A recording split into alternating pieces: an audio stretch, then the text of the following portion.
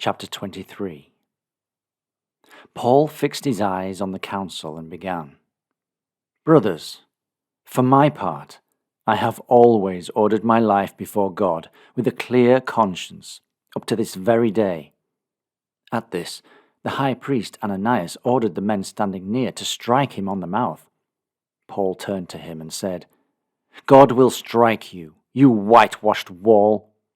Are you sitting there to try me in accordance with law, and yet, in defiance of law, order me to be struck?" The people standing near said to Paul, "Do you know that you are insulting God's high priest?" "I did not know, brothers, that it was the high priest," said Paul, "for Scripture says, 'Of the ruler of your people you should speak no ill.'" Noticing that some of those present were Sadducees and other Pharisees, Paul called out in the council, "Brothers, I am a Pharisee and a son of Pharisees. It is on the question of hope for the dead and of their resurrection that I am on my trial." As soon as he said this, a dispute arose between the Pharisees and the Sadducees, and there was a sharp division of opinion among those present. For Sadducees say there is no such thing as a resurrection, and that there is neither angel nor spirit, while Pharisees believe in both. So a great uproar ensued, and some of the teachers of the law belonging to the Pharisees' party stood up and hotly protested, "We find nothing whatever wrong in this man. Suppose a spirit did speak to him, or an angel." The dispute was becoming so violent that the commanding officer, fearing that Paul would be torn in pieces between them, ordered the guard to go down and rescue him from them and take him into the fort. That night the Lord came and stood by Paul and said, "Courage! You have borne witness for me in Jerusalem, and you must bear witness in Rome also." In the morning some Jewish men combined together and took an oath that they would not eat or drink until they had killed Paul. There were more than 40 in the plot, and they went to the chief priests and the elders and said, "We have taken a solemn oath not to touch food until we have killed Paul. So we want you now, with the consent of the council, to suggest to the commanding officer that he should bring Paul down before you, as though you intended to go more fully into his case. But before he comes here, we will be ready to make away with him." However, the son of Paul's sister, hearing of the plot, went to the fort, and on being admitted, told Paul about it.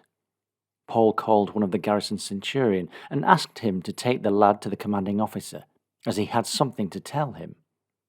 The centurion went with the lad to the commanding officer and said, "The prisoner Paul called me and asked me to bring this lad to you, as he has something to tell you." The commanding officer took the lad by the hand and, stepping aside, asked what it was he had to tell him. "Some men have agreed," answered the lad, "to ask you to bring Paul down before the council tomorrow, on the plea of your making further inquiry into his case. But do not let them persuade you, for more than 40 of them are lying in wait for him, who have taken an oath that they will not eat or drink until they have made away with him, and they are at this very moment in readiness, counting on your promise." The commanding officer then dismissed the lad, cautioning him not to mention to anybody that he had given him that information. Then he called 2 captains and ordered them to have 200 soldiers ready to go to Caesarea, as well as 70 troops and 200 lancers by 9 o'clock that night, and to have horses ready for Paul to ride, so that they might take him safely to Felix the governor. He also wrote a letter along these lines: "Claudius Lysias sends his compliments to His Excellency Felix the governor. The man whom I send with this has been seized by some Jews and was on the point of being killed by them, when I came upon them with the force under my command and rescued him, as I learned that he was a Roman citizen. Wanting to know exactly the ground of the charges they made against him, I brought him before their council, when I found that their charges were connected with questions of their own law, and that there was nothing alleged involving either death or imprisonment. Having, however, information of a plot against the man, which was about to be put into execution, I am sending him to you at once, and I have also directed his accusers to prosecute him before you." The soldiers, in accordance with their orders, took charge of Paul and conducted him by night to Antipatris, and on the next day, leaving the troopers to go on with him, they returned to the fort. On arriving at Caesarea, the troopers delivered the letter to the governor and brought Paul before him. As soon as Felix had read the letter, he inquired to what province Paul belonged, and, learning that he came from Cilicia, he said, "I will hear all you have to say as soon as your accusers have arrived."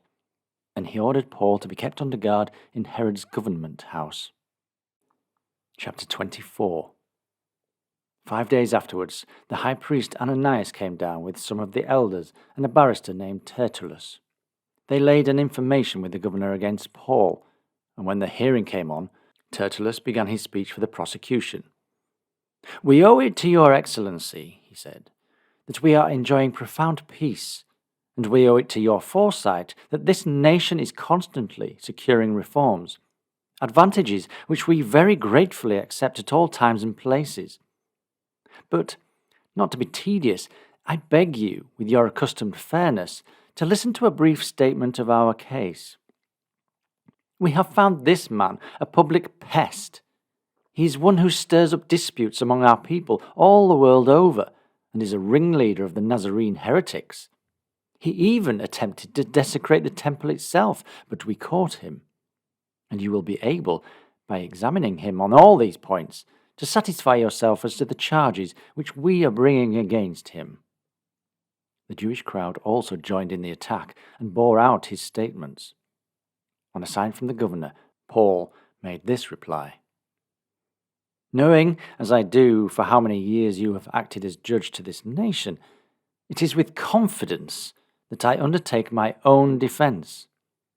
For you can easily verify that it is not more than 12 days ago that I went up to worship at Jerusalem, where my prosecutors never found me holding discussions with anyone or causing a crowd to collect, either in the temple or in the synagogues or about the city, and they cannot establish the charges which they are now making against me.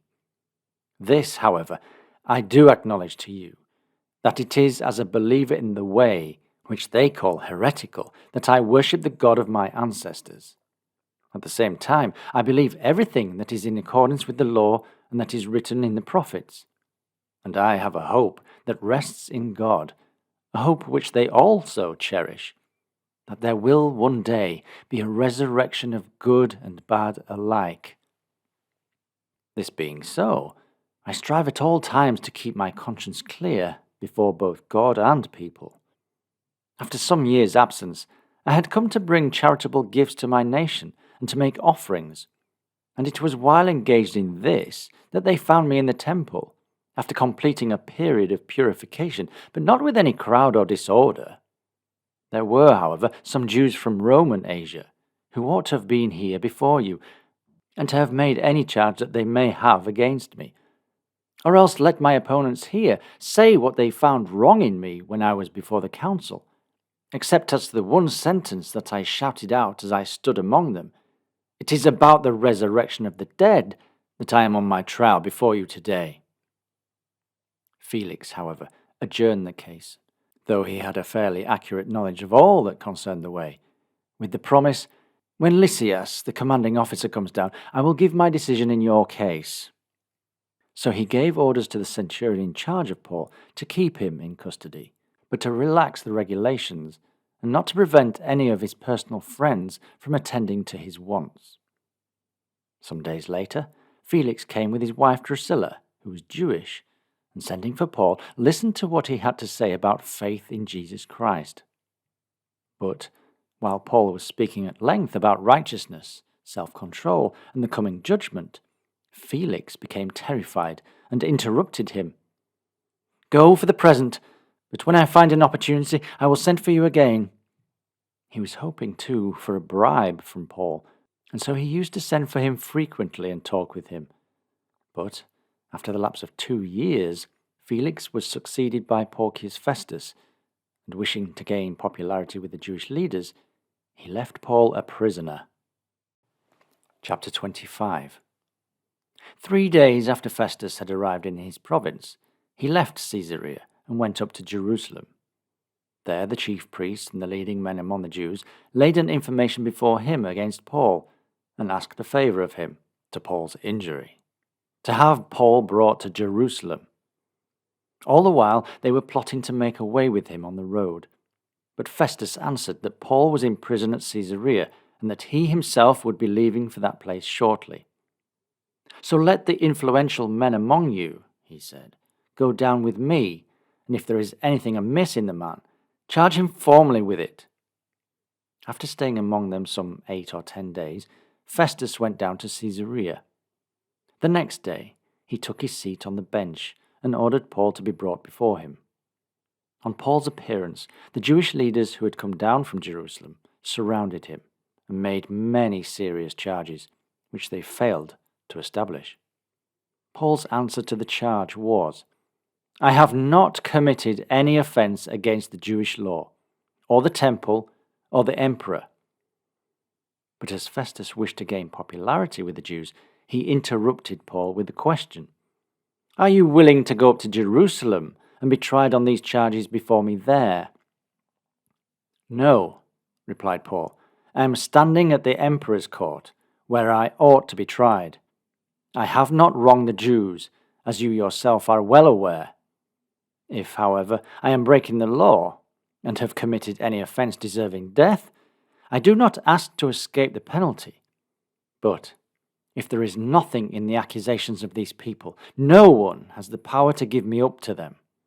I appeal to the emperor." Festus, after conferring with his council, answered, "You have appealed to the emperor. To the emperor you will go."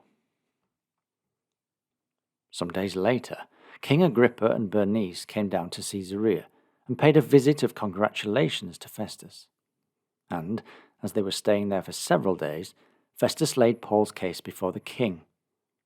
"There is a man here," he said, "left a prisoner by Felix, about whom, when I came to Jerusalem, the Jewish chief priests and the elders laid an information, demanding judgment against him.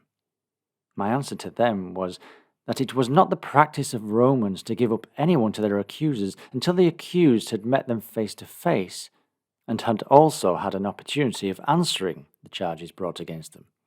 So they met here, and without loss of time I took my seat on the bench the very next day, and ordered the man to be brought before me. But when his accusers came forward, they brought no charge of wrongdoing, such as I had expected. But I found that there were certain questions in dispute between them about their own religion, and about some dead man called Jesus, whom Paul declared to be alive. And, as I was at a loss how to inquire into questions of this kind, I asked Paul if he were willing to go up to Jerusalem and be put on trial there. Paul, however, appealed to have his case reserved for the consideration of his august majesty, so I ordered him to be detained in custody until I could send him to the emperor. "I should like to hear this man myself," Agrippa said to Festus. "You will hear him tomorrow," Festus answered. So the next day, when Agrippa and Bernice had come in full state and had entered the audience chamber with the superior officers and the principal people of the city, by the order of Festus, Paul was brought before them. Then Festus said, "King Agrippa, and all here present, you see before you the man about whom the whole Jewish people have applied to me, both at Jerusalem and here, loudly asserting that he ought not to be allowed to live. I found, however, that he had not done anything deserving death, so, as he had himself appealed to his august majesty, I decided to send him. But I have nothing definite to write about him to my imperial master, and for that reason I have brought him before you all, and especially before you, King Agrippa, that, after examining him, I may have something to write. For it seems to me absurd to send a prisoner without at the same time stating the charges made against him."